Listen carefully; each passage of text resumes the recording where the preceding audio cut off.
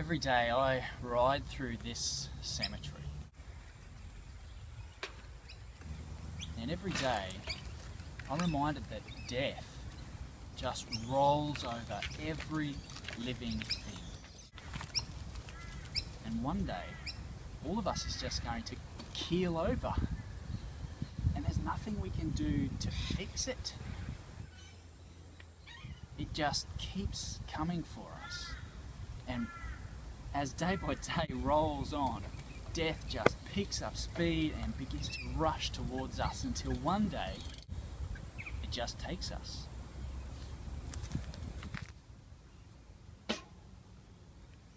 What if death was stopped? Not just delayed, but stopped. Jesus stopped death. I read this verse in the Bible in a book called 2 Timothy that said that Jesus abolished death and brought life and immortality to light. That verse is a quote from a bloke called Paul. And Paul's this guy who's looking back at the events of Jesus' life.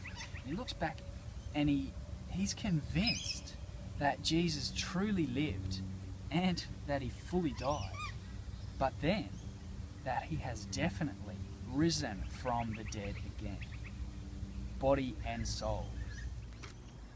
Paul is convinced of this event, that Jesus wasn't stopped by death, but that he rolled right on through and out the other side.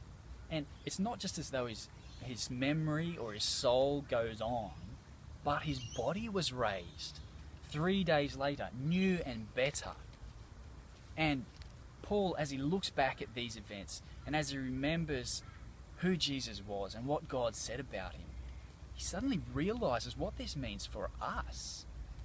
And as he realizes it, he starts to broadcast this to everyone because it's a hugely important message.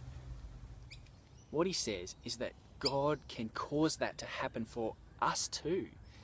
God hitches us up with Jesus, hitches us up with the events of Jesus' life, that death-crushing, life-bringing incident that happened in 30 AD, and that we too can pass through death and out the other side, having real life.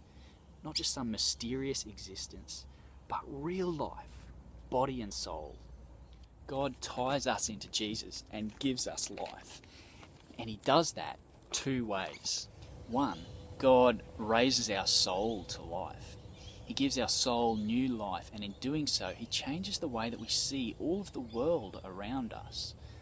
But that's just the deposit, that's just the down payment. The second thing is a future thing. The second thing is that he will raise our body as well.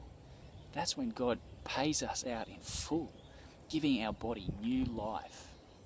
God can cause us to pass through death and have life and immortality, body and soul.